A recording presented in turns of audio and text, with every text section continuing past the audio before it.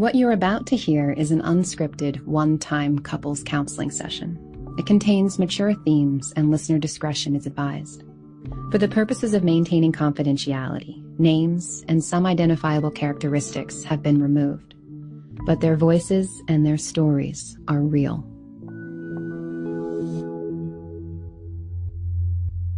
We met each other in college, an opera scenes workshop, actually. Our director kept putting us in scenes together, and by the end of the term, we finally figured out that, oh, that romantic thing that you were doing, well, that was actually real. That wasn't just acting. Desire and attraction, that has never been there for us. And we were part of what was called the evangelical purity culture movement of the late 90s.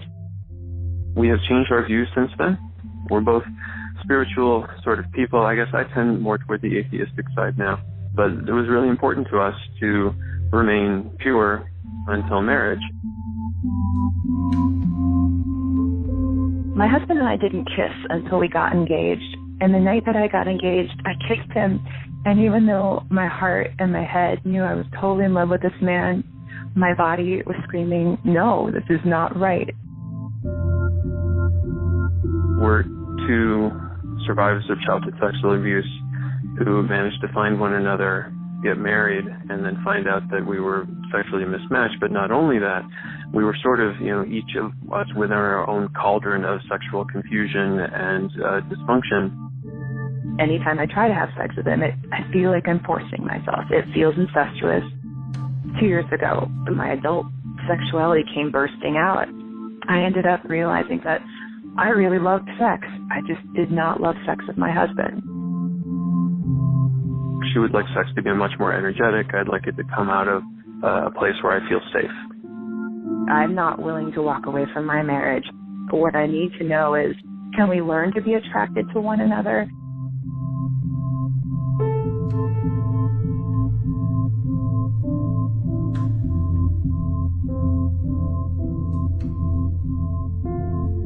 So when I listen to this couple, I am imagining that sex for these two people at this point has become a subject that is so fraught, that is mired in pain, in trauma, and that is very serious. And that from that place, not much change can come. So I'm thinking, how do I guide them to at least one experience where sexuality for them can be experienced with lightness, with fun, with joy?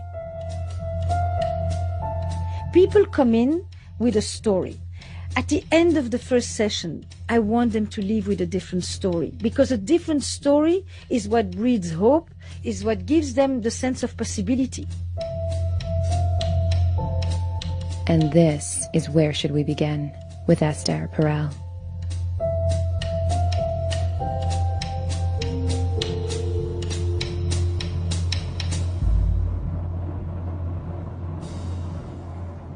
You need a new perspective. Yeah, so otherwise it's going to be one more interesting chat, but with no movement. And then you start to feel more hopeless each time. So I want a tiny bit more info, just so I have a sense of what you've done, because I understand I'm not the first person you're speaking with. But I also had this idea that maybe you would do the entire session. There's two options. One is you change names. And then I thought, since you sing, right? Yeah. You could speak with different accents, but you need to become different people in play. Or I blindfold you, or I ask you to close your eyes, basically. And you do the entire session without looking at each other. Which one do we? You can say no to all the above, of course. I will change names, but I would also kind of curious to blindfold, because I people please a lot by getting people's facial reactions. So I'm like looking at you for every single reaction, trying to judge it all. And if I was blindfolded, maybe I would be able to hear things in a different way. That's exactly the way I thought of it. I thought, how do I change your perspective? And if it gets uncomfortable or inane, we stop. Just the first thing I think about when I see stuckness is, where do I introduce something completely new? Since she always sees him in a certain way, and she sees him as this man that is like this and that is, I thought, what if I close her eyes? She'll see something else. May she be, and in fact, she'll have to listen more. She'll have to sense more. She'll have to experience touch more. So that was really that. How do I change the perception? Oh, it'd be so interesting. What would happen if I closed her eyes for an entire session? So she had the scarf on her until almost till the end. Close your eyes. Put that thing on. I'll help you. Thank you. Yeah. Well, I can certainly do the first option. The changing names? Yeah, because I have a character. This actually happened spontaneously. Yeah. There's one night he just started speaking to me in French, and we call this character Jean-Claude, and it's everything that I wanted from a partner. He's very arrogant and sexy, and we've been playing with this for a couple of months now, and it's really helped a lot. But it's to the point where I'm just like, can Jean-Claude come home? Can Scott stay outside? And I think you've gotten a little, is it fair to say you're a little jealous of Jean-Claude? I don't often bring him out spontaneously or without an invitation, because it's not the person that I inhabit, but it's a person that I would like to inhabit more. And in my individual therapy, my therapist tries to encourage me to inhabit that character more. But that character has no sexual hang-ups. That character has none of the problems that I face. That is fantastic. But half of the problem with it is that she doesn't understand anything that I'm saying. Which means... s'en fout. As they say, who cares? I know, right? It doesn't matter. She doesn't have to understand. She energetically gets you. It is actually wonderful. D'accord. And I will do the translation. Thank you. But in a way, she doesn't need the words because she's going to sense you differently. She's going to see you differently. By not understanding you, she will actually see you differently. She has already. She will feel you differently. And all of that is equivalent to communication. So, bonjour Jean-Claude. Bonjour Esther. It's like the French lesson, you know. Il est un peu nerveux. Bien sûr, bien sûr. Le plus important, the most important thing is that Jean-Claude is as real to you as Scott. But Jean-Claude, one cooks, one makes love. One speaks one way, one speaks the other way. One holds himself in a certain tightness, the other one, as you say, has no hang-ups. And he lives inside of you. And if you can play him, then you are him. Mm. And you get to experience him. And you bifurcate the entire stuckness. Do you have another name too? Oh, sometimes he calls me Jacqueline when we're in the French mode. Super! When he is different, he calls you by a different name too. That's it. We're done. You can go. And then I feel that people have given me the permission. They trust me. They trust me and they say, take us out of this mess. Help us. And I feel that that permission emboldens me. It allows me to then say, we're going to play together. And if at any point it stops feeling like it's play, we stop. And you know, right now, I want to reach out and grab Scott's hand because I'm afraid, because I can't see. And I'm afraid of what Jean-Claude's going to be. And I want safe, familial Scott to hold my hand during this right now. And this is our problem. Too much cozy, not enough friends. You're welcome to go reach out for his hand, but you may find the hand of Jean-Claude. They're not so separate. One dangerous, one safe. Maybe Jean-Claude is safe too. You've got it completely divided. Totally. So, try it.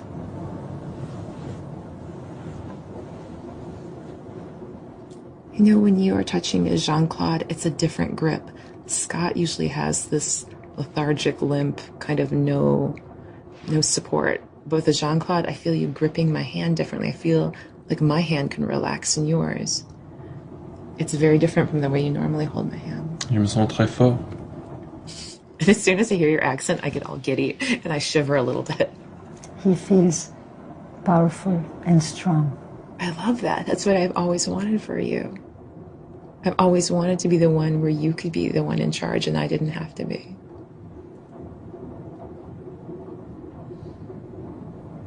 C'est un peu difficile pour Scott to relinquish.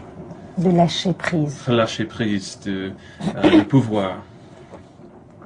Scott struggles to let go. Okay. Et Jean-Claude?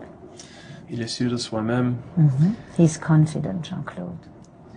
Jean-Claude sait toujours ce qu'il veut, ce qu'il va faire. Jean-Claude always knows what he wants and what he's going to do. Oh. And that is so not Scott. That is so different than... Oui. Il est fermé à clé dans une cage, dans the basement.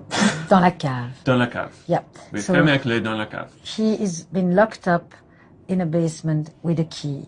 And explain to me who had the key, who locked him up, or why did he lock himself up? Ma mère.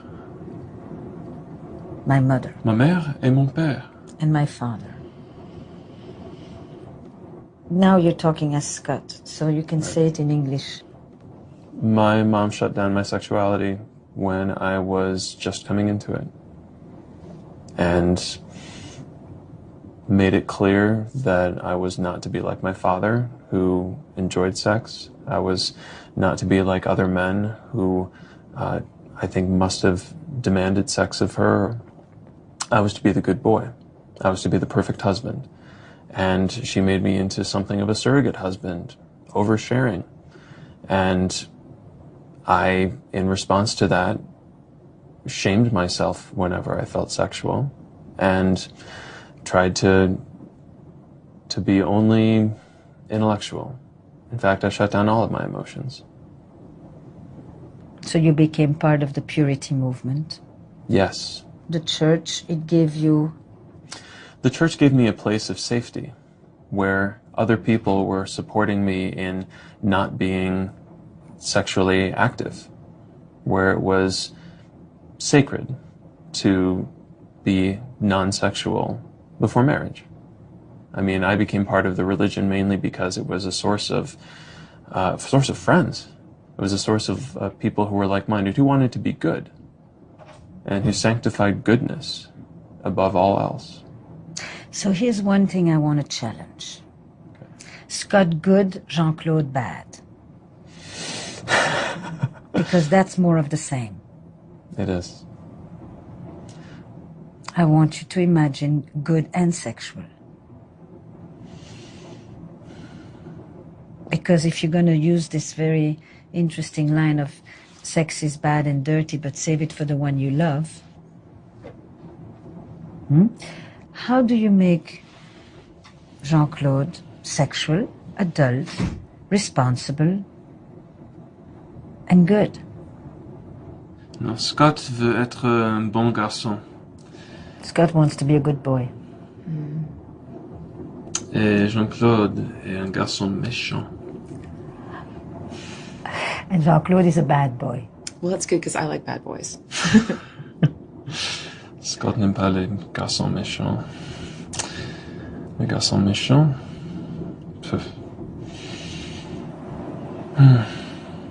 Scott doesn't like bad boys. And Jacqueline loves the bad boys. And a part of why sometimes a woman likes the bad boy is not because she likes to be very, very clear. It's not because she likes the man to be a predator. But it's because the bad boy, as you described, knows to take care of himself perfectly well. Thank you. And so he frees her from having to feel responsible for him, for having to worry about him, from having to experience his anxiety. And so since he can let go and is in his pleasure, it frees her up to be in her pleasure. Yes. You want to put this in your own words, Madame Jacqueline? So often I feel like I'm editing myself around you sexually. I feel like if I breathe wrong, if I move wrong, if I'm too playful, if I'm too strong, that I will turn Scott off because that is what has happened. And I feel like when you are Jean-Claude, when you are connected to your passion and your badness, I feel like I am free to bring all of who I am. Jean-Claude voudrait que tu me crois. Jean-Claude wants you to trust him. Jean-Claude wants you to know that he is holding your hand. Can you handle all of me? Jean-Claude peut tenir tout de toi. Jean-Claude can hold you. Jean-Claude can withstand the force of your desire. Jean-Claude doesn't feel threatened by it. You don't have to worry with Jean-Claude that you've held back for so many years. He's got you. I would love to believe that that is true. But wait, I need to check if that fits him. Je pense que oui. Oui? Oui, je pense que oui. C'est un petit parti de tout de mon être. Mm-hmm. It's a small part, or it's a part of who I am, and yes, it fits. But the fear that I'm too much is not about him. That's an old script from childhood, Yes. because I was too much for my entire family. So Always. your fear that you are too much and therefore you have to hold back, which you have now transferred onto he can't handle me, and then made it his issue because he's too fragile and I have to protect him and therefore I have to mother him and I have to hold back. You're putting on him a fear that is yours.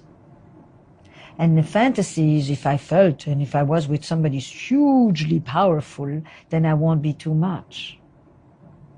It's like the bigger they are, the more they can take me on, versus maybe not too much. You have no idea on some level. So tell me about the I was too much at home. As a child? Oh, I was the black sheep of the family. I was too loud. I was too outspoken. And anytime I did voice my opinions, I was verbally and emotionally abused, to the point where I was just terrified to feel what I feel, to express what I feel, because it would just come with such a big smackdown. And it's been great being with Scott because he's been the first person who has made it safe for me to talk about these truths, with the exception of sexuality. In sexuality, I feel like I have tried to bring more of my wild side to you. And Scott... To him. Sorry? Scott isn't here right now. Oh, sorry. Jean-Claude.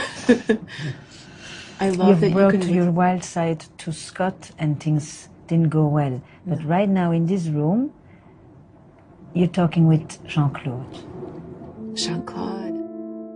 Working with role play in therapy has a long tradition that comes from psychodrama that was started by Moreno. We have a tendency to get stuck in our role, in our own view of things, in the way I see us. A couple that has been together for a long time can often recite the other person's lines by heart.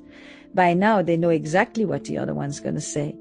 And so you use role play to increase empathy. You use role play to step outside of the narrowness of one's own perspective. You use role play to give people the option to actually tell the other person what they would like to hear from them.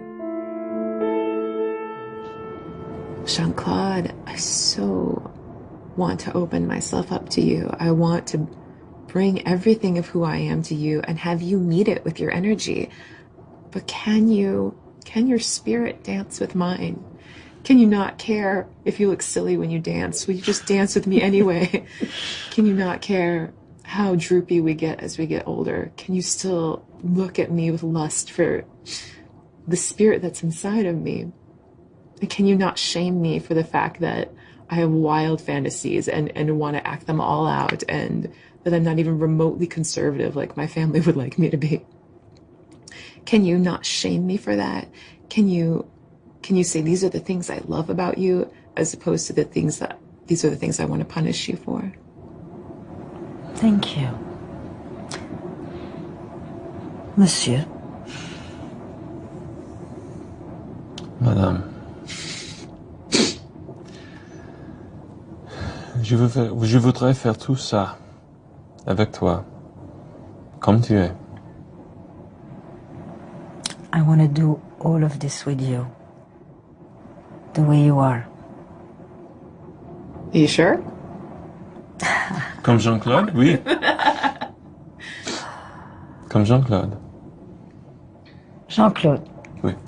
Ce que Jacqueline a besoin d'entendre, what Jacqueline, I think, needs to hear from you, is that it is okay for her to bring out the full spectrum of her sexuality, and that it won't be shamed or vilified or used or abused as it was. There is no greater vengeance than to be the most happy one can be. There is no greater vengeance against sexual abuse than to reclaim one's full sexuality and celebrate it. And this woman would like to celebrate with you. But when you have created together the family that you both didn't have, it feels like you can't bring that lustfulness home. So how do you bring lust home, and how do you put the X back in sex? Jean-Claude brings the X. And Jacqueline brings the X. So imagine Jacqueline reaching out to this Frenchman of yours. Il est grand, il est beau, he's tall, he's gorgeous. He knows what he wants, he's quite confident. He knows what he wants, and what he wants is you. When he strokes your hand, he's not making sure if he's doing it right. He's doing what he enjoys, as he's doing right now. So breathe this in, Jacqueline. That's very different from the way Scott touches me.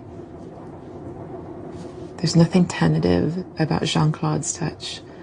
Jean-Claude touches with tenderness but intention. There's a certain pressure without force. There's no clumsiness. It's beautiful. It's what I've always wanted. Merci. C'est différent parce que je te touche pour mon plaisir. Super. It's different because when I touch you as Jean-Claude, I touch you for my pleasure. And yet I feel more pleasure because of it. I think Yes. it's so different. What they don't know is how to make the transition from not hurting to enjoying. That's the work. And a lot of the work on sexual trauma is often very good at healing the break and at putting on the cast and even at removing the cast. But it doesn't do the re-education afterwards. The re-education afterwards is the joy, the openness, the play, the freedom, the pleasure. Je te touche comme je veux être touché I de toi. touch you as I want to be touched by you. I touch you without the fear of being selfish. Oui? Oui, oui, c'est ça. Et sans la peur de criticism. And I touch you without the fear of being criticized. I touch you as I enjoy to touch you, meaning I stay inside myself and I connect with you. Oui.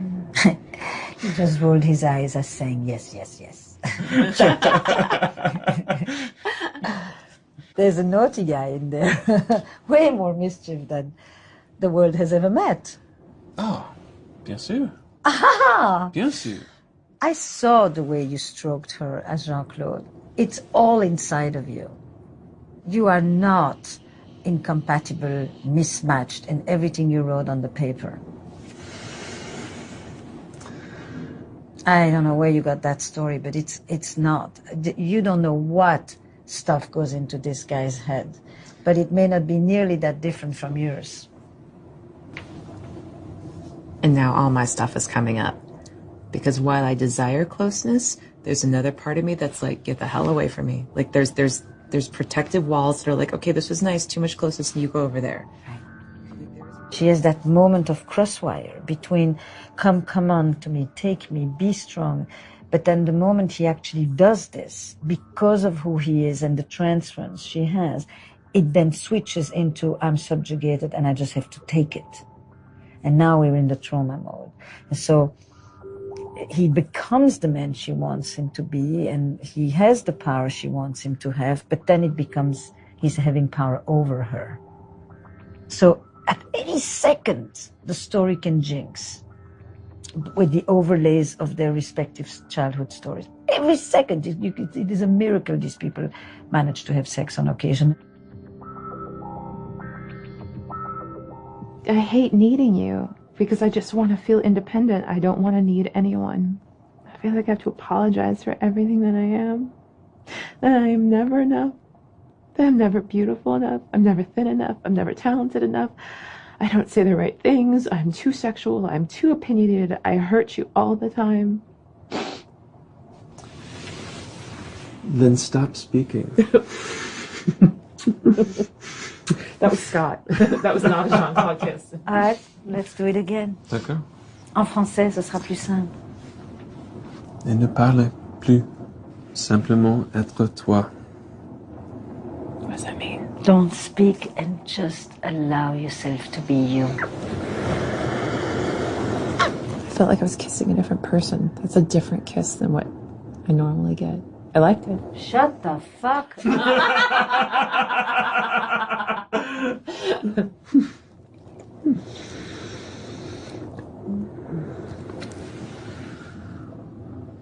Alors, tu te sens bien? Meilleur? You feel okay?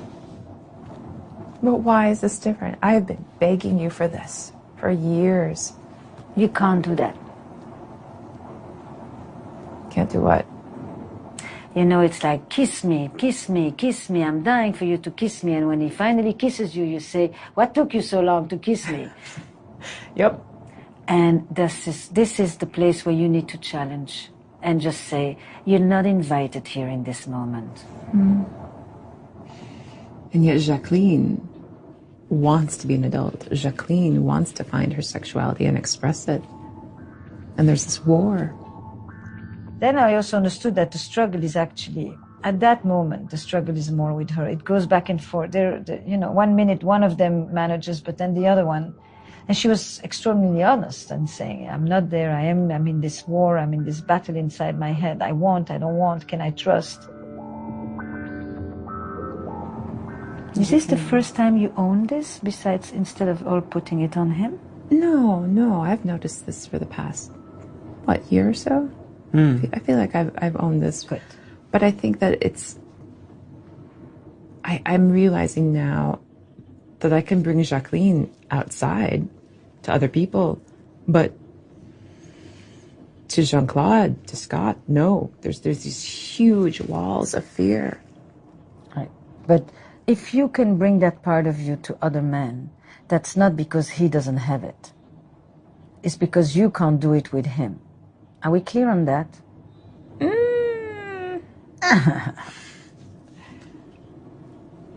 Jean-Claude has only recently come into the picture. That is true. And the other things I've experienced for the majority of our relationship has been different. Mm-hmm. It has been where I have exposed myself and more my true self, and it was met with condemnation and shame and anger and shut down. So I have very good reasons for why I feel the way I do. It's not all my fault, not good. At all. Thank you. He's nodding his head, so he's in agreement with you. Do you need Scott to acknowledge something? Do you need Scott to make amends? Yeah. That was said without a doubt. So, have you ever? I guess not to the extent that she needs. I think I've acknowledged that I have my own problems. No. Be actually much more specific. When I said or did this. When I tell you sometimes when we're making love or trying to, that you're too much, or that I can't handle what you're asking me for. you must feel so unseen and so unwanted.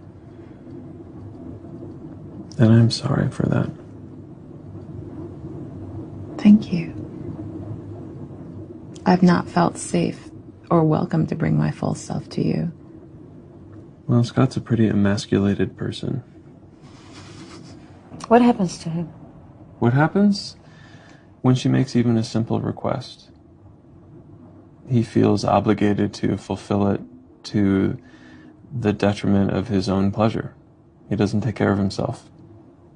And then he loses interest in sex because he's not taking care of his own needs. So fulfilling the needs of a strong woman has been a big Strong theme. or needy? Is there a difference? Oh, my mother. Yeah, my mother was both strong and needy. That's true. So for me, there has not been a difference. So when I see strength, I also impute need or neediness. You with somebody else at those moments. Sure. Yeah. No, there's definitely a different version of her inside of my head at those moments. Right. You're her father, and she's your mother. Uh-huh. Yeah. Who wants to have sex in the family? Exactly, right? It feels incestuous. I've always complained about that. I sometimes want to hit you because I just can't stand what I feel. It feels Icky. icky. Yes, it feels That is the icky. ick. And it doesn't feel icky to me. The closeness and the cuddling and the things that to her feel like family, to me, that's where my sexuality begins. It comes out of a feeling of closeness and intimacy, and then, oh, now let's be sexual. And then we're cuddling on the couch and you try to make it sexual. And I'm like, oh, don't do this. Don't do it. Don't make it. I get so resentful that you've taken this moment that felt safe and nurturing and turned it sexual. Whereas I want to be sexual from a place of anger and mystery and separateness. You want sex with Jean-Claude? Yes. Right. Yes. Who rides a motorcycle and, has a lot of different women and a few men and is very independent and is not tied down to anyone and simply uses people for his pleasure. I'm going to challenge that. That's a caricature of Jean-Claude. Okay. And that's why I want you to think good and sexual. When you hold her hand before, when you hold her face before, it is utterly caring, but also very present and also very pleasure-focused. Unless Je préfère être Jean-Claude. Je préfère... Mais Jean-Claude peut donner aussi. Oh. Jean-Claude aussi peut donner. Oui, c'est... Are you flirting with her? Non. Non, seulement avec toi. Only with you. And all I feel bubbling up are all these excuses of why I can't be Jacqueline and why it's wrong and why you can't let that out. Okay. Is there music Jacqueline likes? She loves French music. Edith Piaf. Any particular song? Je ne regrette rien. Yes, yeah. Does she sing it? I don't sing it in French, so I don't know it. And as they told me that it was a song by Piaf and it was Non, je ne regrette rien, I knew the song, for one. And so I had my moment of recognition. And then I did something that I never do. I sang. Non, je ne regrette rien, ni le mal qu'on m'a fait, ni le bien, tout cela m'est bien égal. It's actually very apt for what you've experienced. Do you know what she's saying? No regret, right? I regret not the bad, the evil that was done to me, the pain that was caused to me. That's why I'm singing it for you.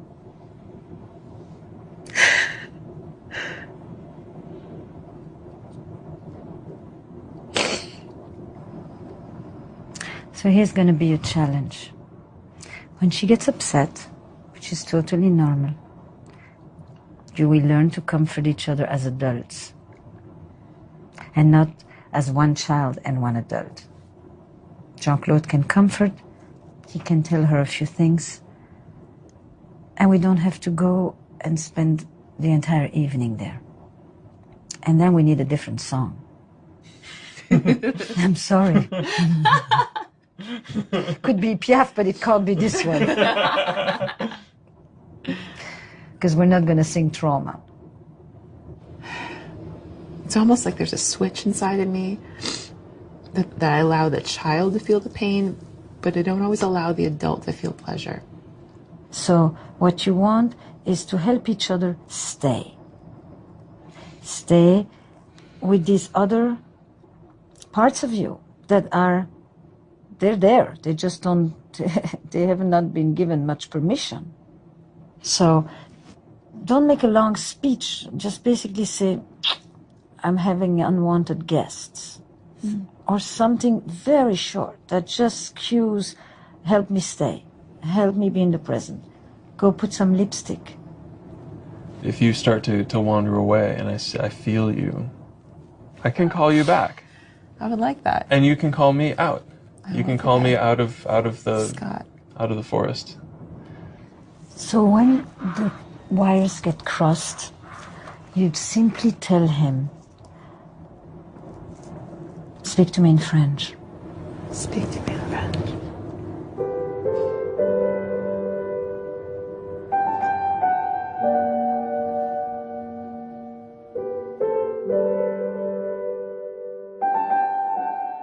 This was an adult version of imaginary play. The therapy itself is a new experience, closer to the one that the people want to have. It mirrors it. Of course, it's not a one session only. I know they can go home and lose it, which is why I said, you're going to slip. It's how you teach people to stay in the story. Another story, because they're in the story. They're just in a stuck story of their life about to divorce. This couple doesn't need to divorce at all. At all. This is a couple that has everything in them to claim this part of them. They deserve it. They're entitled to it.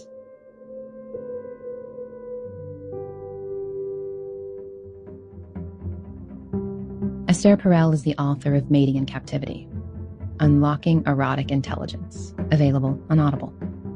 And her upcoming book is The State of Affairs, Rethinking Infidelity. If you and your partner would be interested in recording a session with Esther, you can find out more at estherperel.com/audible or at audible.com/Esther Perel. Where Should We Begin is an Audible original production. Produced by Olivia Nat and Eva Wolchover. Produced and sound designed by Paul Schneider. Recorded by Noriko Akabe. Our executive producers are Esther Perel and me, Jessie Baker. Eric Newsom is our big boss, and we couldn't do this without Lindsay Ratowski and June Cohen. This is Audible.